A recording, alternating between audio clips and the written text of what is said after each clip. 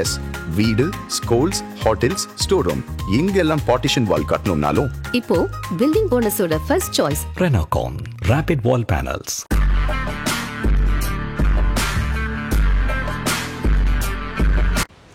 வணக்கம் ஜெயஹிந்த். இன்றைக்கி அமெரிக்கா மற்றும் வெனிசுலாவுக்கு நடந்துட்டு இருக்கக்கூடிய ஒரு மிக முக்கியமான எஸ்கலேஷனை பார்க்க போகிறோம். வெனிசுலா உலகத்திலேயே மிக அதிகமான ஆயில் மற்றும் நேச்சுரல் கேஸை ரிசர்வ் வச்சுட்டு இருக்கக்கூடிய ஒரு நாடு. ஐடியலாக பார்த்தீங்கன்னா அது ஒரு மிகப்பெரிய பணக்கார நாடாக இருந்திருக்கணும். பட் சோஷியலிசம், கம்யூனிசம் இதில் இருக்கிறதுனால இன்றைக்கி தற்காலிகமாக இப்போ இருக்கிற நிலைமையில் பார்த்தீங்கன்னா ஒரு ஏழை நாடு தான் அது. அமெரிக்காவுடைய குறி அப்படின்றது எப்பயுமே வெனிசுலா மேலே இருக்கும், கியூபா மேலே இருக்கும். இப்போ இந்த லாட்டின் அமெரிக்கன் நாடுகளில் மிக முக்கியமான நாடில் வெனிசுலா இருக்குது. வெனிசுலாட்ட இருந்து ஆயில் வாங்கக்கூடாது அப்படின்னு சொல்லிட்டு பல பொருளாதார தடைகளை வைக்கிறாங்க. ஒன்றுமே கிடையாது. அமெரிக்க நிறுவனங்கள், செவ்ரான் போன்ற நிறுவனங்கள் வெனிசுலாவில் ஆப்ரேட் பண்ண விடலை. ஏற்கனவே பண்ணிகிட்டு இருந்த நிறுவனங்களில் அவங்களுடைய அதிபர் பெட்ரோ அவர்கள் இருக்கும்போது பார்த்தீங்கன்னா கம்ப்ளீட்டாக அதை பேன் பண்ணாங்க. இப்போ என்ன எஸ்கலேஷன் நடக்குதுன்னு பார்த்தீங்கன்னா, அமெரிக்காவுடைய USS ஜெரால்ட் ஆர் ஃபோர்ட், இது ஒரு மிகப்பெரிய ஏர்கிராஃப்ட் கேரியர். இதோடைய இன்ஃபேக்ட் இது ஒரு one of the most advanced carrier battle குரூப்னு நம்ம பார்ப்போம். இந்த CBGயை கரேபியன் கடல் பகுதிகளில் அமெரிக்கா நகர்த்தியிருக்கு.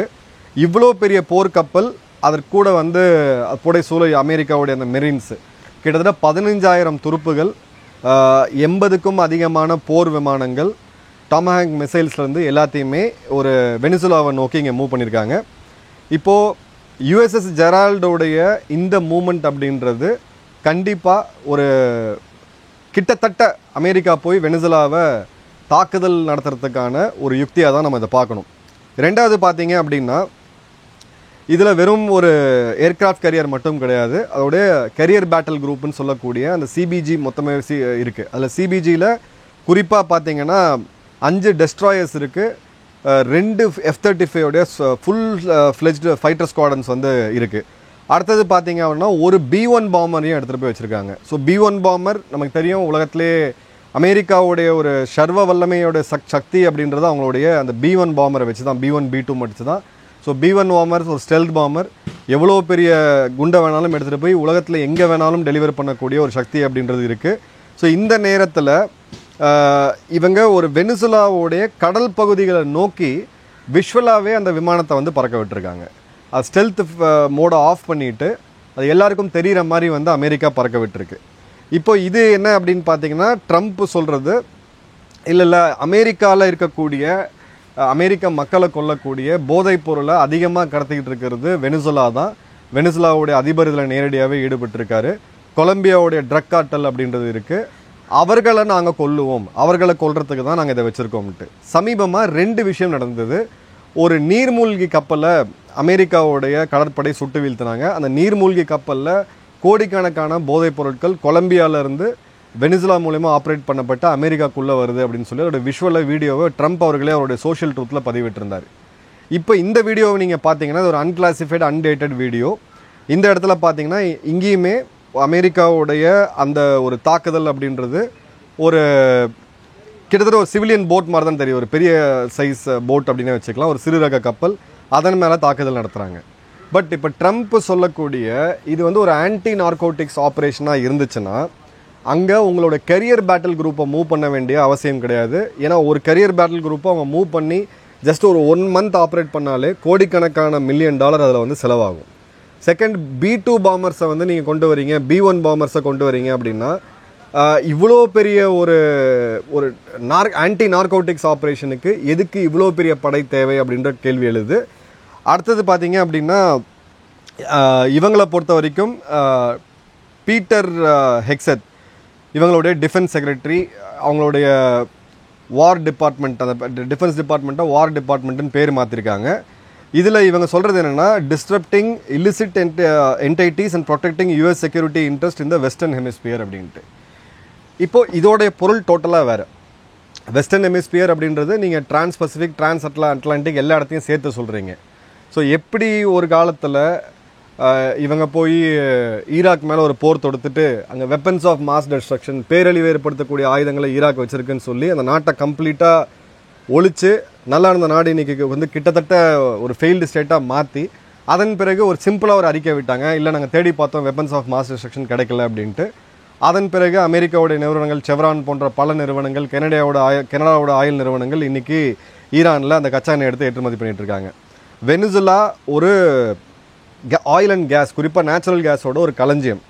இந்த இடத்துல இந்த மூவ் அப்படின்றது இது ஒரு வெறும் ஆன்டி நார்கோட்டிக் ஆப்ரேஷன்ஸ் கிடையாது.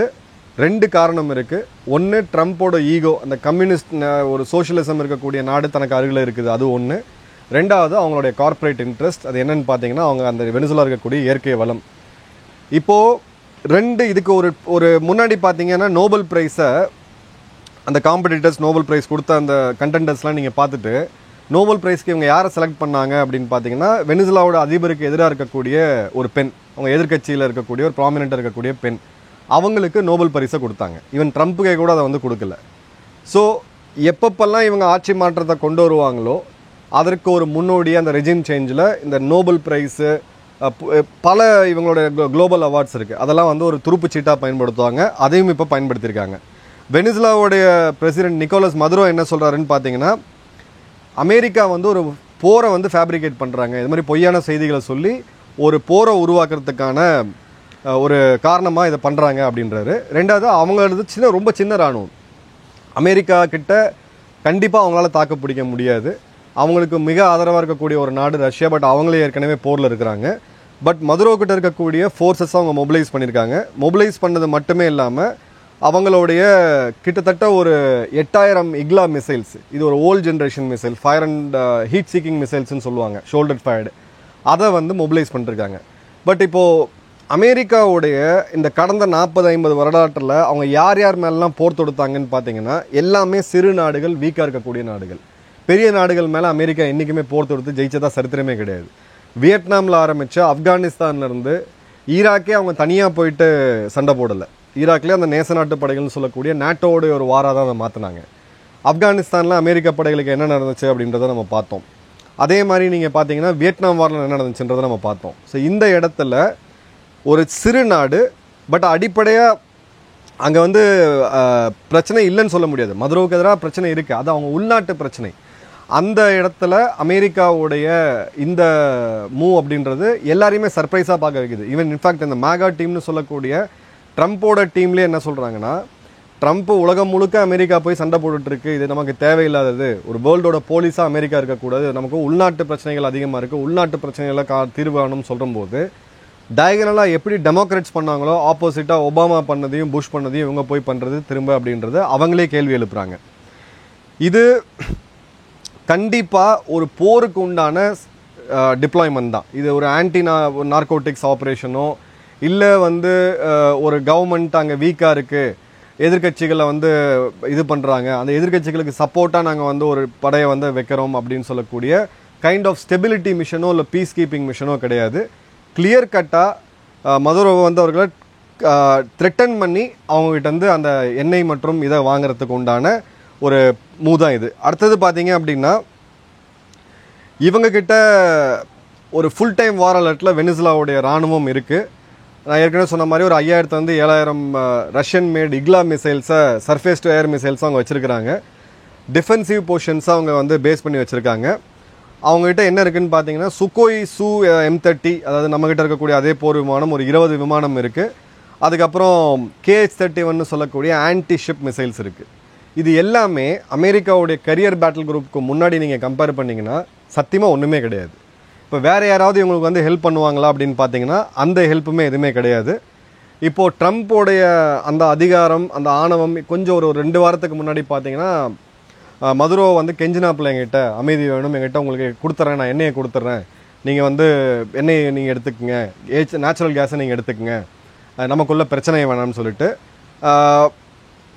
கவுண்டர் நார்கோட்டிக்ஸ் ஆப்ரேஷன்ற பேரில் அமெரிக்கா போய் இப்படி ஒரு இதை பண்ணுறாங்க அப்படின்றது தான் இல்லை. இதில் என்னென்னா இவங்க வந்து என்ன சொல்லுவாங்கன்னா ரூல் பேஸ்ட் ஆர்டர் அப்படின்னு சொல்லுவாங்க. உலகம்னா இப்படிப்பட்ட ஒரு ரூல்ஸ் இருக்கணும், அந்த ரூல் புக் படி தான் இயங்கணும்ன்ட்டு.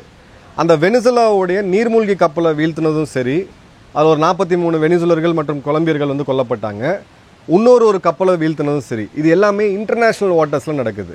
இன்டர்நேஷ்னல் வாட்டர்ஸில் நீங்கள் வந்து பண்ணணுன்றது அதுக்கு உண்டான விதிமுறைகள் இருக்குது, அதுக்கு உண்டான ரூல்ஸ் இருக்குது.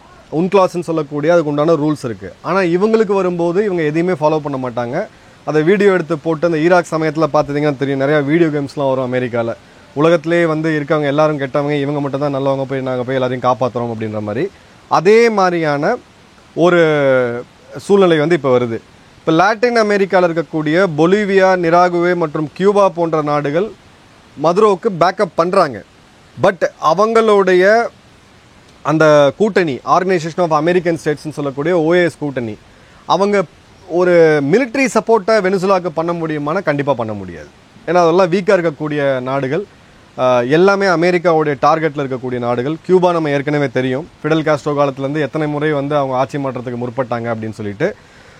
இதுக்கு இவங்க கொடுக்கக்கூடிய ஜஸ்டிஃபிகேஷன் என்னன்னு பார்த்தீங்கன்னா மன்ரோஸ் டாக்ட்ரைன் தான் அமெரிக்காவை காப்பாற்றக்கூடியது. அமெரிக்காவுடைய அண்டை நாடுகள் எதுவுமே கம்யூனிச சித்தாந்தத்திலையோ சோஷியலிச சித்தாந்தத்திலையோ இருக்கக்கூடாது. அமெரிக்காவுடைய ஆதிக்கம் அப்படின்றது அமெரிக்காவுடைய சுற்றி இருக்கக்கூடிய லாட்டின் அமெரிக்கன் நாடுகள் மேலே இருக்கணும் அப்படின்றதான் மன்றோ டாக்ட்ரைன்றது சிம்பிளுங்க, இம்பீரியலிசம் தான் அது. இந்த காலனிய ஆதிக்கம் என்னத்தை அவங்க பண்ணாங்களோ அதை மீண்டும் வந்து கொண்டு போகக்கூடிய ஒரு வாய்ப்பு இருக்குது. பட் இதில் உலகத்துக்கு இருக்கக்கூடிய பிரச்சனை என்னென்னா, வெனிசுலாவுடைய ஆயில் இன்றைக்கும் மார்க்கெட்டில் வந்துட்டு தான் இருக்குது. ரஷ்ய கம்பெனிகள் மூலிமா அவங்க கொடுத்துட்டு தான் விற்றுட்டு தான் இருக்காங்க. ஒரு ஆயில் அண்ட் கேஸ் சப்ளை பண்ணக்கூடிய இவ்வளோ பெரிய நாடு வந்து போரில் சிக்கிச்சு, அதுவும் அமெரிக்காவுடைய தாக்குதலில் சிக்கிச்சு அப்படின்னா உலகத்தோடைய ஆயில் அண்ட் கேஸ் மற்றும் இதோடைய கச்சா எண்ணெய் சம்மந்தப்பட்ட ரேட்டு கண்ணாபினான் எகிறதுக்கான வாய்ப்புகள் இருக்குது.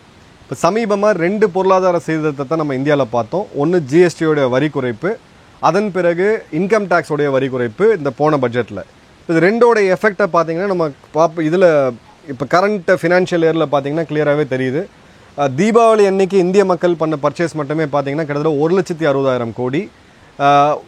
இந்திய வரலாற்றிலேயே அதிகமான கார்கள் இப்போ விற்று தீர்த்துருக்குது. அந்த கன்சியூமர் ஸ்பெண்டிங், அந்த டொமஸ்டிக் டிமாண்டுன்றது ஒரு அப்சர்ஜில் இருக்குது. இந்த நேரத்தில் ஆயில் அண்ட் கேஸோடைய விலை ஃப்ளக்சுவேட் ஆச்சு அப்படின்னா இந்தியா போன்ற, சைனா போன்ற, பிரேசில் போன்ற பல நாடுகள் ஆயிலை இம்போர்ட் பண்ணக்கூடிய நாடுகளில் வந்து இது கடுமையாக பாதிக்கும்.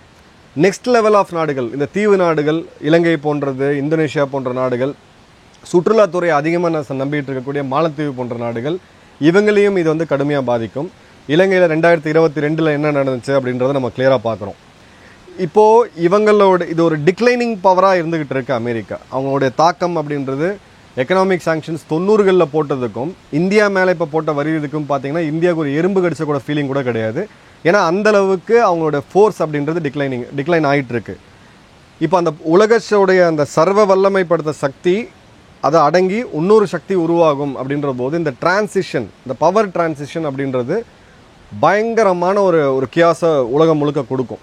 அது வந்து ரொம்ப ஸ்மூத்தாக இருக்காது. யாருமே வந்து உங்கள் பதவியை விட்டு கொடுத்துட்டு இன்னொருத்தங்கிட்ட பிளேட் வச்சு கொடுத்துட்டு போகக்கூட இது வராது. இப்போ ரஷ்யாவுமே இவங்களுக்கு ஹெல்ப் பண்ண முடியாத சூழ்நிலையில் இருக்காங்க. ஐநாவுடைய கண்டனம் அப்படின்றது ஒன்றுமே கிடையாது. ஐநாவில் இஸ்ரேலுக்கு எதிராக நிறைவேற்றப்பட்ட கண்டனம் கிட்டத்தட்ட 143. வெனிசுலாவுக்கு எதிராக அமெரிக்கா சர்வதேச விதிகளை மீறி பண்ணக்கூடியதுக்கான கண்டனம் அப்படின்றது ஒன்றுமே கிடையாது. ஐநா சபை அப்படின்றது ப்ராக்டிக்கலாக செயலிழந்து போயிருக்கு. இந்த யூஎன் ஏஜென்சிஸ், குளோபல் ஏஜென்சின்னு சொல்லக்கூடிய எல்லாமே செயலிழந்து போயிருக்கு. இந்த நேரத்தில் இந்த போரை ட்ரம்ப் ஆரம்பிக்கிறது மிகப்பெரிய தாக்கத்தை ஏற்படுத்தும்.